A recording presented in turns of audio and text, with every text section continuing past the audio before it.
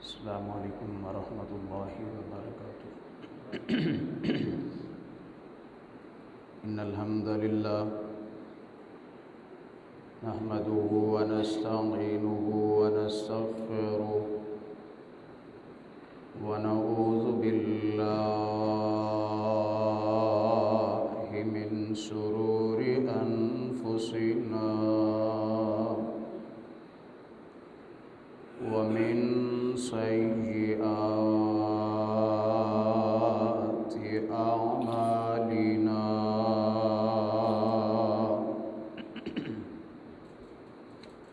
من يهد الله فلا مضل له ومن يضلل فلا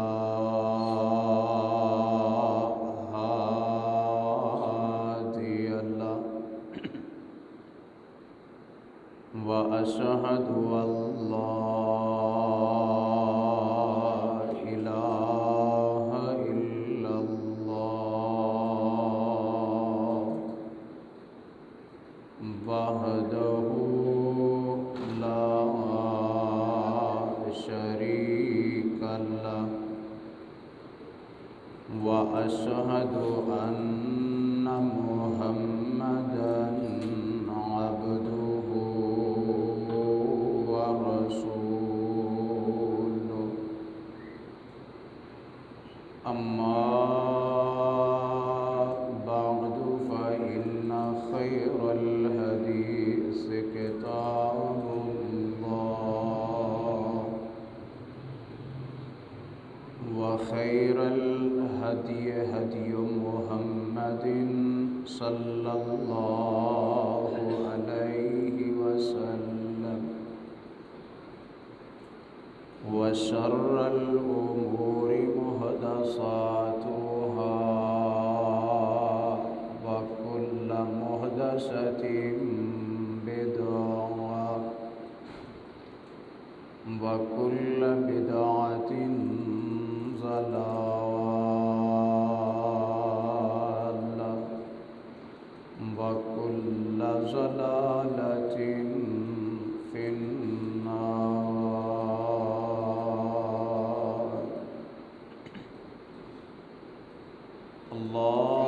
اللهم صل على محمد وعلى آل محمد كما صليت على إبراهيم وعلى آل إبراهيم إنك حميد مجيد. اللهم بارك على محمد وعلى آل محمد كما باركت على إبراهيم وعلى آل إبراهيم إنك حميد مجيد. رب اشرح لي صدري ويسر لي أمري واحلل عقدة من لساني يفقهوا قولي واجعل لي وزيرا من أهلي رب ارحمهما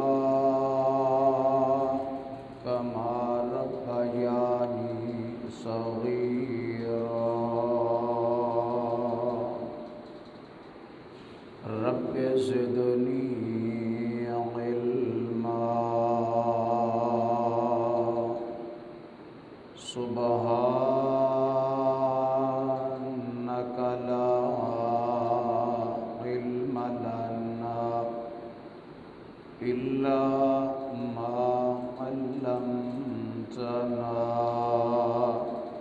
إنك أنت العليم الحكيم.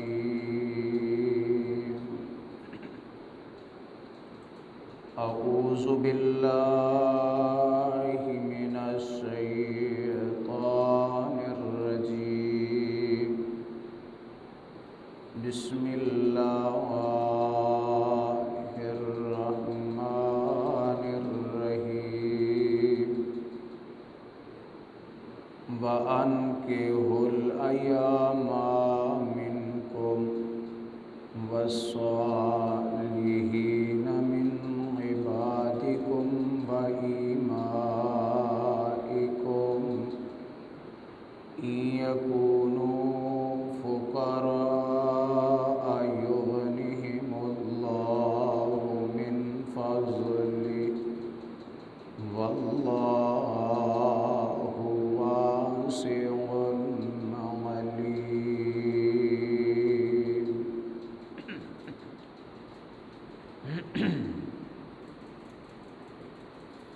بے پناہ حمد و ثنا اللہ وحدہ لا شریک، خالق کائنات مالک ارض و سما کے لیے، جس نے ہمیں دین حق دین اسلام کو قبول کرنے کی توفیق عطا فرمائی، اور بے شمار درود و سلام امام الانبیاء سید الاتقیاء جناب محمد الرسول اللہ صلی اللہ علیہ وآلہ وسلم کی ذات اقدس پر، جنہیں رب کائنات نے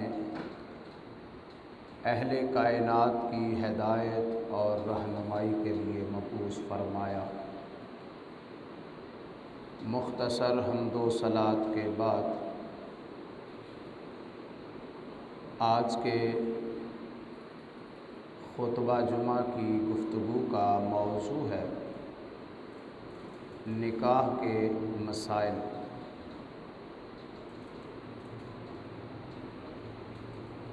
آج کی یہ گفتگو بھی اپنے اعتبار سے بڑی خاص، ضروری اور اہم گفتگو ہے، جس سے ہمیں بڑے اہم احکام اور مسائل کا علم ہوگا، اور بہت سی غیر ضروری چیزوں سے ہم بچ سکیں گے، اور کتنی ہی رسومات جو نکاح اور شادی کے ساتھ منسوخ کی جا چکی ہیں ان کی حقیقت سے واقف ہوں گے۔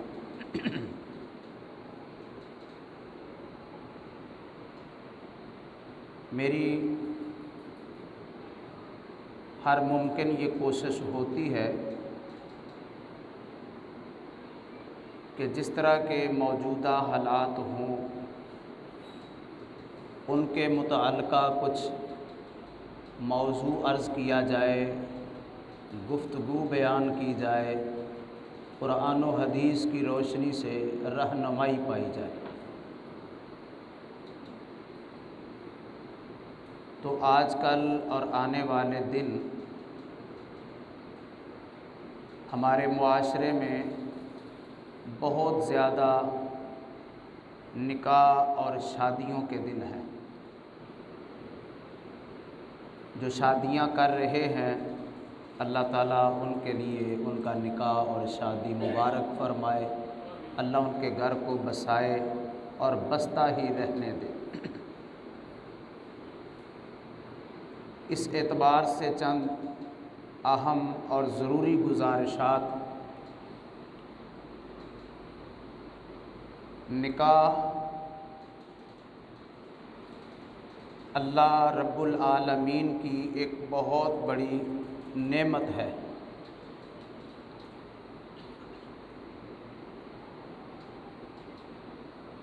اور یہ نکاح کا عمل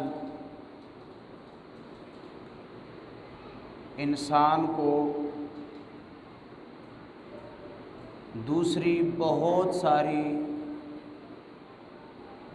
مخلوقات سے ممتاز کرنے والا ہے، اور معاشرے میں ایک بہترین اور شاندار زندگی گزارنے کا ایک اسلوب ہے۔ نکاح پاکیزگی اور طہارت کی بہت بڑی تربیت اور درس ہے۔ یہی وجہ ہے کہ اللہ تعالیٰ نے قرآن مجید میں نکاح کو نعمت، سکون کا ذریعہ اور میاں بیوی کے درمیان محبت اور الفت کا سبب قرار دیا ہے۔ قرآن مجید کی کئی آیات اس بات پر شاہد ہیں، لیکن یہ اللہ کا فرمان اس نکاح کی حقیقت کو بہت واضح کر رہا ہے۔ وَمِنْ آيَاتِهِ أَنْ خَلَقَ لَكُم مِّنْ أَنفُسِكُمْ أَزْوَاجًا لِتَسْكُنُوا إِلَيْهَا وَجَعَلَ بَيْنَكُم مَّوَدَّةً وَرَحْمَةً إِنَّ فِي ذَلِكَ لَآيَاتٍ لِقَوْمٍ يَتَفَكَّرُونَ۔ اللہ کا فرمان ہے کہ اللہ تعالیٰ کی نشانیوں میں سے یہ نشانی ہے کہ اس نے تمہیں مٹی سے پیدا کیا، پھر اب انسان بن کر چلتے پھرتے زمین پر پھیل رہے ہو۔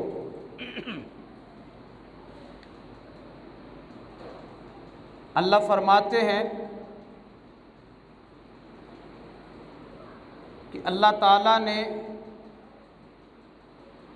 تمہاری ہی جنس سے تمہاری بیویاں پیدا فرما دی، لِتَسْكُنُوا إِلَيْهَا۔ اللہ فرماتے ہیں اس لیے تاکہ تم ان سے سکون حاصل کرو، راحت محسوس کرو۔ وَجَعَلَ بَيْنَكُم مَّوَدَّةً وَرَحْمَةً۔ اللہ فرماتے ہیں اللہ نے تمہارے درمیان محبت اور الفت پیدا فرما دی۔ یہ اللہ تعالیٰ کا ایک عظیم بیان ہے قرآن مجید میں نکاح کے متعلق، جس سے یہ پتہ چلتا ہے کہ واقعتاً نکاح دل کا سکون ہے، باہمی محبت اور الفت کا ذریعہ بھی ہے، اور یہ جتنے فائدے اللہ تعالیٰ بیان فرما رہے ہیں ان میں سے ایک بھی نکاح کرنے والوں کو ملے بغیر رہ نہیں سکتا۔ اس کا مشاہدہ ہم اکثر کرتے ہیں کہ نکاح باہمی محبت اور الفت کا ذریعہ کس طرح ہوتا ہے۔ جب رشتہ طے کیا جاتا ہے تو اکثر شہروں کے فاصلے ہوتے ہیں، رشتہ داریاں بھی کوئی نہیں ہوتی، بعض اوقات برادری کی پابندی بھی نہیں ہوتی۔ بچہ وزیر آباد کا ہے تو بچی لاہور، پشاور یا کراچی سے بھی ہے، صوبہ بھی بدل جاتا ہے، لیکن جب دونوں کے لیے نکاح پڑھا دیا جاتا ہے، ایجاب و قبول ہو جاتا ہے، نکاح کے بندھن میں آنے کے بعد ان کے درمیان یہ نکاح کا رشتہ اتنی محبت، اتنا پیار، اتنی قربت اور اتنا انس پیدا کر دیتا ہے کہ دونوں ایک دوسرے کے خیر خواہ، ہمدرد، غم گسار اور ایک دوسرے کے دکھ سکھ کے شریک بن جاتے ہیں۔ پھر ہم یہ بات کیوں نہ کہیں اور یہ بات کیوں نہ سمجھیں کہ اللہ کا قرآن سچ کہہ رہا ہے، لِتَسْكُنُوا إِلَيْهَا وَجَعَلَ بَيْنَكُمْ مَوَدَّةً وَرَحْمَةً، کہ یہ نکاح کے رشتے کو اللہ نے باہمی محبت اور الفت کا ذریعہ بنا دیا ہے۔ جہاں اللہ کا یہ فرمان سچا ہے، وہاں اللہ کا یہ فرمان بھی سچا ہے، لِتَسْكُنُوا إِلَيْهَا، یہ نکاح کا رشتہ اس لیے مقرر کیا گیا تاکہ خاوند بیویوں سے سکون حاصل کرے۔ میاں بیوی کا رشتہ یہ سکون کا رشتہ ہے، لیکن اکثر معاشرہ وہ ہمیں دکھاتا ہے ایسا منظرنامہ کہ نکاح اور شادی کے بعد لوگوں کے گھروں کا امن تباہ ہو جاتا ہے۔ وہ کیوں ہوتا ہے؟ نکاح کرنے والوں کو پتہ ہی نہیں کہ اس نکاح کے رشتے کو نبھانا کیسا ہے، میاں بیوی کے درمیان کے تعلقات کو گزارنا کیسے ہے، اور ان دونوں کے درمیان رشتے کی نزاکت کیسی ہے، خوبصورتی کیسی ہے، اس رشتے کا حسن کیا ہے، اس کا اعتبار کیا ہے، اس کا اعتبار کیا ہے، اور اس رشتے کے درمیان جو اللہ فضا پیدا کرنا چاہتے ہیں وہ کم لوگوں کو سمجھ آتی ہے، جس کی وجہ سے یہ میاں بیوی کے درمیان اختلاف ایسے بڑھتے ہیں، جھگڑے پیدا ہو جاتے ہیں، جھگڑے ایسے بڑھتے ہیں، طلاق کی نوبت آ جاتی ہے۔ اللہ کہتے ہیں یہ رشتہ سکون کا رشتہ ہے، اللہ فرماتے ہیں یہ محبت کا رشتہ ہے، پھر نفرت کیوں ہے؟ کیا نعوذ باللہ اللہ کا فرمان سچا نہیں رہا؟ ساری دنیا غلط ہو سکتی ہے، اگر ساری دنیا میں میاں بیوی کے رشتے کے درمیان دراڑیں آ جائیں، اختلاف بڑھ جائیں، جھگڑے پیدا ہو جائیں، پھر بھی نہیں مانا جائے گا کہ اس رشتے میں خرابی ہے، خرابی رشتہ نبھانے والوں میں ہے۔ اللہ کا قرآن سچ کہتا ہے، لِتَسْكُنُوا إِلَيْهَا، یہ رشتہ تو باہمی سکون کا رشتہ ہے۔ یہ سکون تباہ یا خاوند نے کیا ہے یا بیوی نے کیا ہے یا دونوں نے مل کے کیا ہے؟ اللہ قرآن میں فرماتے ہیں وَعَاشِرُوهُنَّ بِالْمَعْرُوفِ، یہ نکاح کے مسائل ہیں، چھوٹے چھوٹے، چیدہ چیدہ، اہم۔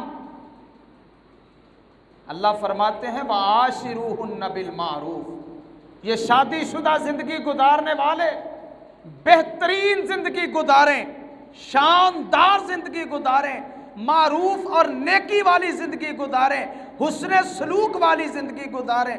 وَعَاشِرُوهُنَّ بِالْمَعْرُوفِ،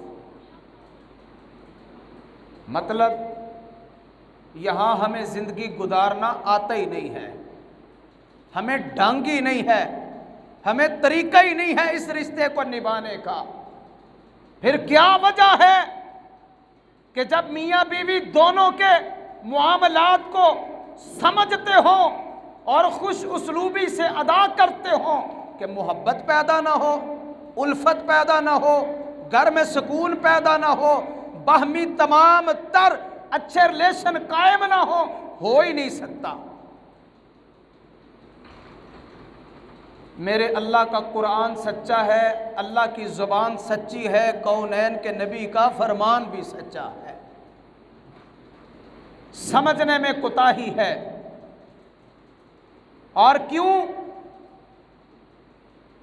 میاں بیوی کے درمیان اکثر چپکلش رہتی ہے، اکثر گھروں میں۔ اس کی ایک بہت بڑی وجہ ہے جو آخری چند لمحات میں جا کے میں عرض کرتا ہوں، اور اس کا حل وہ بھی بتاتا ہوں، اور کچھ ضروری مسائل جو بڑے اہم ترین ہیں ان کی میں نشاندہی کر رہا ہوں۔ نکاح کے معاملے میں سب سے پہلے جہاں ہمارے معاشرے میں خرابی پیدا ہوتی ہے وہ رشتے کے انتخاب میں ہوتی ہے۔ سرور کونین علیہ الصلاۃ والسلام کا فرمان ہے کہ جب کسی عورت سے نکاح کیا جاتا ہے تو 4 چیزیں دیکھی جاتی ہیں۔ مال دیکھا جاتا ہے، حسب نسب دیکھا جاتا ہے، اس کی خوبصورتی حسن دیکھا جاتا ہے، فرمایا اس کا دین دیکھا جاتا ہے کہ دینداری کتنی ہے اس خاتون لڑکی اور بیٹی کے اندر۔ اور آپ نے کیا فرمایا؟ آپ نے فرمایا ساری چیزیں دیکھو لیکن فاظفر بذات الدین، جہاں آپ کو دینداری نظر آئے، دین کی جھلک نظر آئے، دین پہ عمل کرنے والا رشتہ ملے، تو آپ نے فرمایا باقی پہ دین کو ترجیح دے دو، اللہ ساری برکتیں دین کی وجہ سے عطا کر دے۔ لیکن ہمارے ہاں یہی سب سے بڑی برائی ہے، ہم رشتہ دیکھتے ہوئے دونوں طرف، لڑکے اور لڑکی دونوں طرف، یا گھر دیکھتے ہیں، کوٹھی دیکھتے ہیں، بنگلہ چاہتے ہیں، گاڑی مانگتے ہیں، ہم اس کا دیکھتے ہیں سٹیٹس کیا ہے، کاروبار کیا ہے، اور اس کا بزنس کیا ہے، حسن اور خوبصورتی کیسی ہے، ان ساری چیزوں پہ ہماری توجہ اور فوکس ہوتا ہے۔ اگر نہیں توجہ ہوتی تو دینداری پہ نہیں ہوتی۔ رشتے کے معاملے میں ساری چھان بین کرتے ہیں، نہ لڑکے والوں نے کبھی پوچھا نہ لڑکی والوں نے کبھی پوچھا کہ بیٹا نمازی ہے کہ نہیں، بیٹی نماز بھی پڑھتی ہے کہ نہیں۔ یہ ہمارے معاشرے میں بہت بڑی برائی پیدا ہو گئی کہ ہم رشتے کا انتخاب کرتے ہوئے ہی دین اسلام کی تعلیمات سے ہٹ گئے۔ فرمایا فاظفر بذات الدین، دین کو ترجیح دو۔ اگر دیندار گھرانہ ملتا ہے، دیندار بچی ملتی ہے، دیندار بچہ ملتا ہے تو اس کو ترجیح دو، باقی سارے معاملے اللہ دین کی برکت سے درست فرما دے گا۔ قرآن پڑھیے سورہ نور، شروع خطبہ میں نے آیت پڑھی ہے، اللہ فرماتے ہیں نکاح کرا دو، جو نکاح کے قابل ہیں ان کا نکاح کرا دو۔ اللہ فرماتے ہیں اگر وہ فقیر ہوں گے، تنگ دست ہوں گے تو نکاح کی برکت سے اللہ مالا مال فرما دے گا، اللہ غنی فرما دے گا، اللہ ان کی تمام تنگ دستیاں ختم فرما دے گا۔ یہ اللہ کا قرآن سورہ نور پکار پکار کے کہہ رہی ہے۔ لیکن ہماری یہ خرابی اور قباحت یہ ختم نہیں ہوتی، ہوس اتنی ہے، اور پھر اس کے نقصانات وہ تھوڑے ہی مہینوں کے بعد سامنے نظر آنا شروع ہو جاتے ہیں۔ رشتے نبھائے نہیں جاتے، ٹوٹ جاتے ہیں، خرابیاں پیدا ہو جاتی ہیں، مسائل سامنے آ جاتے ہیں۔ اس لیے دین کو ترجیح دی جائے۔ سرور کائنات علیہ الصلوۃ والسلام نے فرمایا الدنیا کلھا متاع وخیر متاع الدنیا المرأۃ الصالحہ، فرمایا ساری دنیا فائدہ اٹھانے کی چیز ہے، فرمایا سب سے بہترین دنیا کا سامان وہ نیک عورت ہے، نیک عورت۔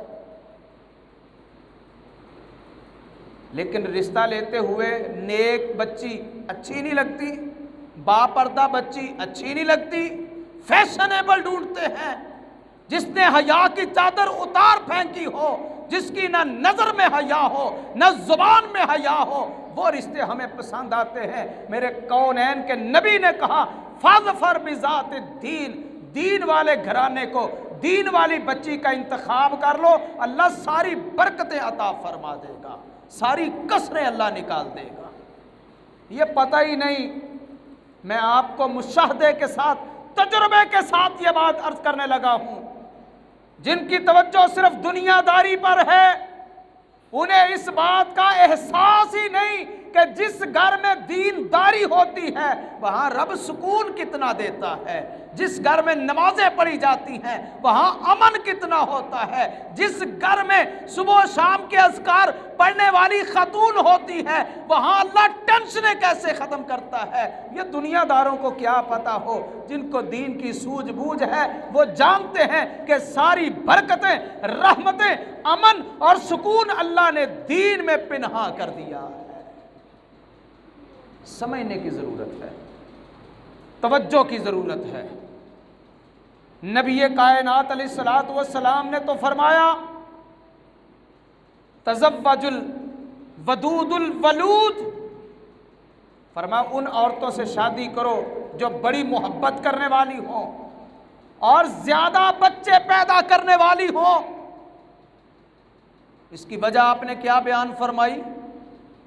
آپ نے فرمایا فَإِنِّي مُقَاصِرٌ بِكُمُ الْأُمَمَ، فَإِنِّي مُقَاصِرٌ بِكُمُ الْأُمَمَ، فرمایا کل قیامت کا دن ہوگا، ساری امتوں پہ میں اپنی زیادہ امت کی وجہ سے فخر کروں گا کہ میری امت ساری امتوں سے زیادہ اور بڑی امت ہے۔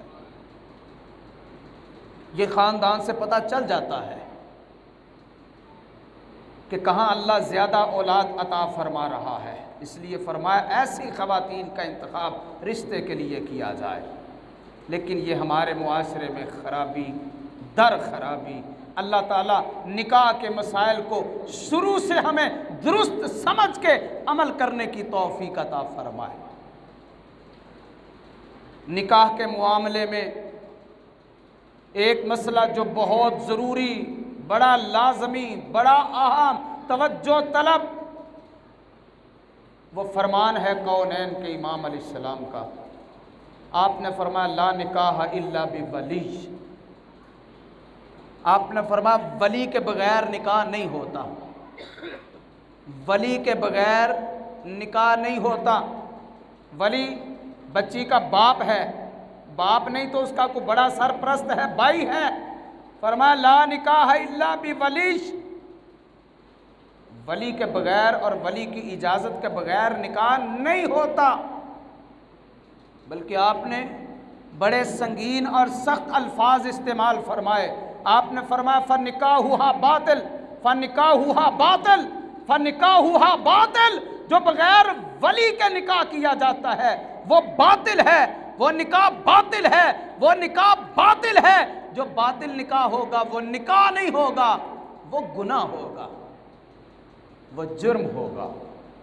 اس لیے ولی کی اجازت انتہائی لازمی اور ضروری ہے۔ لیکن یہاں پہ ولی کو بھی کچھ پابند کیا گیا ہے۔ وہ کیا کہ ولی بھی اجازت لے کس سے؟ بچی سے، اس سے پوچھے۔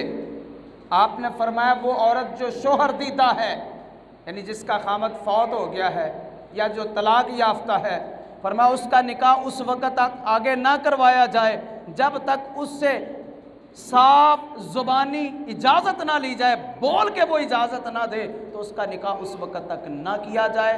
یہ ولی کو، سرپرست کو بھی پابند کر دیا گیا دین اسلام میں، شریعت میں۔ اور اسی طرح آپ نے فرمایا وہ بچی جو کمواری ہے، فرمایا اس کا نکاح اس وقت تک نہ کرایا جائے جب تک اس سے بھی اجازت نہ لی جائے، اس سے پوچھا نہ جائے۔ یہ زبردستی کے نکاح یہ جائز نہیں ہے۔ ولی کو بھی پوچھنے کا حکم دیا ہے دین نے اور اسلام نے کہ پوچھے اپنی بچی سے، اجازت طلب کرے۔ صحابہ کرام نے پوچھا یا رسول اللہ صلی اللہ علیہ وسلم وَكَيْفَ إِذْنُهَا، وہ کمواری بچی سے اجازت کیسے لیں؟ یعنی اس میں تو شرم اور حیا ہی بڑی ہوتی ہے، وہ کیسے اجازت دے گی، کیسے بول کے کہے گی؟ نبی پاک علیہ السلام نے فرمایا ان تسکتا، اس کے بولنے کی کوئی قطعاً پابندی نہیں کہ بول کے وہ جواب دے، فرمایا اس کی خاموشی ہی اس کی اجازت ہے۔ پوچھا جائے، اسے بتایا جائے، اس سے ڈسکس کیا جائے اس کا رشتہ طے کرتے ہوئے۔ اور ولی کی یہ ذمہ داری ہے کہ زیر کفالت بچی کا نکاح اجازت کے ساتھ کیا جائے۔ اللہ اکبر! آج اسلام کے یہ بہترین اصول نظر انداز کر دیے گئے تو معاشرے میں خرابیوں نے جنم لیا، بے حیائی نے جنم لیا، یہاں تک کہ نکاح کے نام پہ گناہ سر عام ہو گیا۔ بچیاں اور بچے آپس میں ہی معاملات طے کر کے ولی کی اجازت کے بغیر نکاح، جسے کورٹ میرج کہتے ہیں، وہ کر لیتے ہیں۔ اور یہ کورٹ میرج بھی چونکہ ولی کی اجازت کے بغیر کا نکاح ہے، یہ بھی گناہ ہے، یہ نکاح نہیں ہوتا۔ اپنی تربیت اولاد کی، بچوں کی ایسی بہترین اور خوبصورت کی جائے۔ اور یہ سارے معاملات کا بگاڑ یہ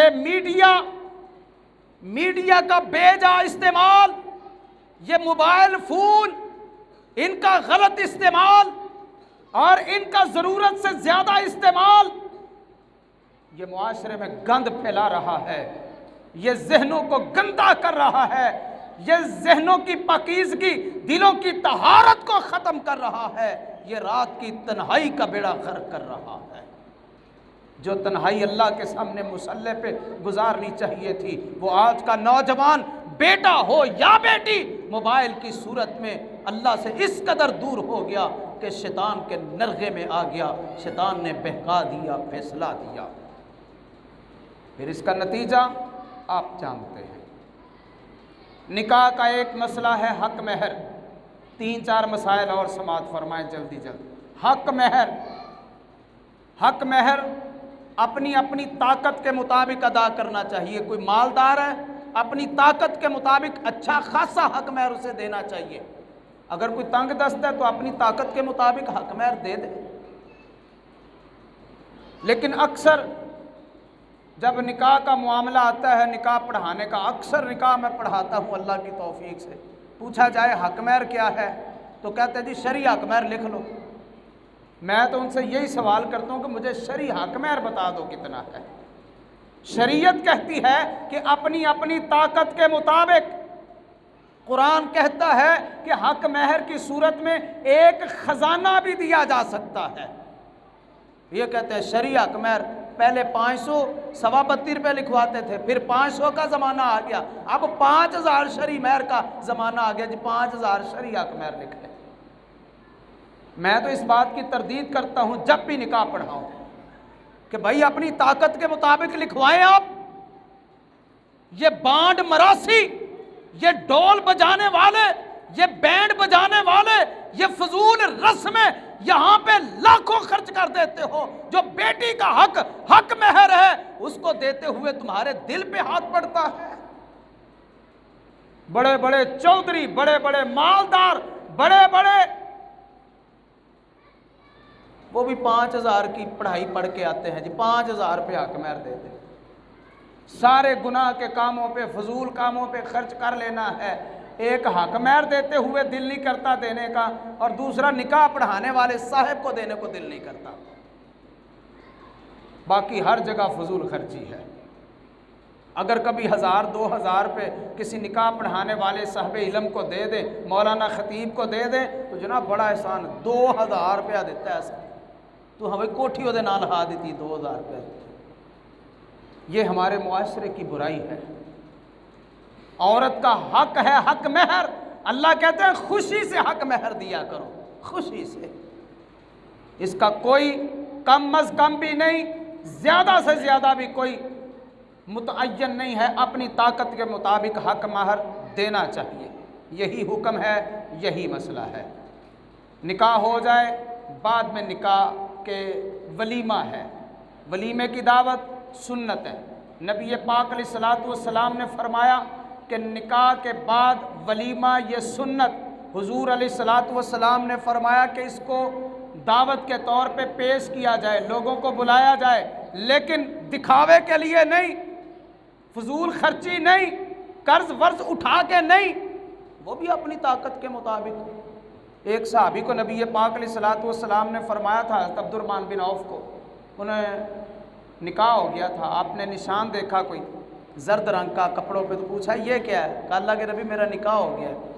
آپ نے فرمایا اولم ولو بشاء، ولیمہ کرو، اگرچہ ایک بکری کے ساتھ ہی کر لو، ولیمہ کرو، بہرحال اپنی بساط طاقت کے مطابق ولیمہ کرنا چاہیے، ولیمہ کرنا چاہیے۔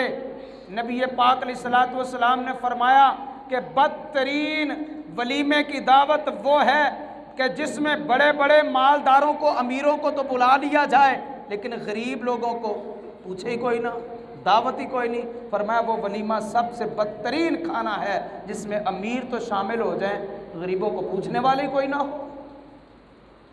ان کو خاص طور پہ بلایا جائے، دعوت دی جائے، اور دعوت قبول کرنی چاہیے۔ آپ نے فرمایا جو ولیمے کی دعوت قبول نہیں کرتا وہ سمجھے کہ اس نے رسول پاک کی نافرمانی کر لی ہے۔ ولیمے کی دعوت قبول کرنی چاہیے، خوشی سے قبول کرنی چاہیے، لیکن ہمارے ہاں یہ رواج ہی بڑے عجیب سے ہو گئے ہیں، کہیں نیوتا ہوتا ہے، کہیں پہ سلامیاں ہوتی ہیں، کہیں پہ وہ پتہ نہیں کیا کہتے ہیں، یہ ہماری برتن ہے۔ میں نے کئی شادیوں پہ دیکھا ہے کہ شادی کا کھانا کھانے کے بعد اس کے مین گیٹ پہ گھر کے کچھ افراد ایک ڈائری کاپی لے کر بیٹھے ہوتے ہیں اور پورا حساب کتاب کرتے ہیں۔ میں نے بعض جگہوں پہ ایسے بھی دیکھا ہے کہ جھگڑے کی نوعیت پیدا ہو گئی ہے۔ انہوں نے کہا ایسا تو اڈے لینے ورتے نے، ساڑھے پورے کرو، کتے بھی کرو۔ یہ کون سی دعوت ہے؟ یہ کون سی شادی ہے؟ یہ شادی ہے کہ جنگ ہے، کہ زبردستی ہے، اور یہ معاشرے کی قباحت ہے۔ اگر کوئی نہ دے تو اس کے بارے میں کم دے جائے تو اس کے بارے میں ریمارکس، اس کے بارے میں تبصرہ۔ بہرحال یہ مسائل چند نکاح میں عرض کرنے لگا ہوں جو جائز ہے ہی نہیں، حرام ہے اسلام میں۔ وہ نکاح جو حلالے کے طور پہ کیا جائے حرام۔ لعن رسول اللہ صلی اللہ علیہ وسلم المحلل والمحلل لہ، حلالہ کرنے والے پہ بھی لعنت، جس کے لیے حلالہ کیا جائے اس پر بھی لعنت۔ یہ کیا ہے حلالے کا نکاح؟ کہتے ہیں جی 3 طلاقیں ہو گئی ہیں، اب رجوع نہیں ہو سکتا۔ اسلام کہتا ہے ہو سکتا ہے، کہ ایک وقت میں 3 طلاقیں دے دی ہیں، وہ ایک ہی ہے، رجوع ہو سکتا ہے، 3 مہینے کے اندر رجوع ہو سکتا ہے۔ پھر کبھی انشاءاللہ طلاق کے مسائل میں عرض کروں گا۔ لیکن یہاں فقہ والے کہتے ہیں جی نہیں 3 ہو گئی ہیں، اب طلاق ہو گئی ہے، حلالہ کرواؤ۔ حلالہ کیا ہے؟ کسی بندے کے ساتھ 1 یا 2 دن کے لیے نکاح کرو، اسے کہو کہ 2 دن کے بعد طلاق دینی ہے۔ کون دیتا ہے طلاق ایسے؟ یہ اسلام نے حرام قرار دیا ہے۔ نکاح صغار، مسئلہ سن کے جائیے، وٹا سٹا، وٹے سٹے کا نکاح حرام ہے۔ رسول پاک علیہ السلام نے فرمایا لا صغار فی الاسلام، اسلام میں وٹے سٹے کے نکاح کا تصور ہی کوئی نہیں، کہ رشتہ بیٹی کا دیا ہے، ساتھ پابند کیا بیٹے کا ہمیں دو، بیٹے کا دیا یا بیٹی کا پابند کیا ہمیں دو۔ یہ ادلے بدلے کا رشتہ اسلام اس کو مانتا ہی نہیں ہے۔ یہ کچھ نکاح ہیں جو اسلام میں جائز نہیں۔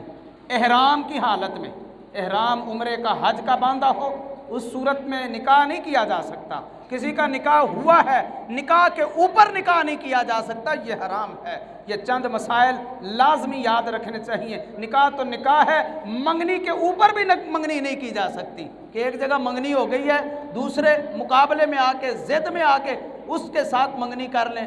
منگنی کے اوپر منگنی جائز نہیں، نکاح کے اوپر نکاح جائز نہیں، یہ منع ہے۔ اسلام مسائل سکھاتا ہے نکاح کے، نکاح کرنے والوں کے لیے میاں بیوی کو دعائیں سکھا دی جو آتی نہیں ہیں۔ سب سے بڑی خرابی گھروں کے بگڑنے کی دعائیں نہیں آتی۔ میاں بیوی کا نکاح ہو جائے، خاوند بیوی کے پاس پہلی ملاقات کرے، اس وقت دعا ہے اللہم انی اسألک خیرہا وخیر ما جبلتہا علی واعوذ بک من شرہا وشر ما جبلتہ علی۔ یہ دعا ہے، بیوی کے لیے دعا ہے، لیکن آتی نہیں ہے۔ میاں بیوی کا ازدواجی تعلق ہے، خامد دعا پڑھے بسم اللہ اللہم جنبنا الشیطان و جنب الشیطان ما رزقتنا۔ اللہ اس کو جو اولاد عطا کرے گا، بیٹا یا بیٹی، اللہ آنکھوں کی ٹھنڈک بنا کے شیطان کے ہر عمل سے حفاظت والا بنا دے گا۔ یہ دعا کا نتیجہ ہے، آتی نہیں ہے۔ شیطان پھر حملہ کر لیتا ہے۔ جس کا نکاح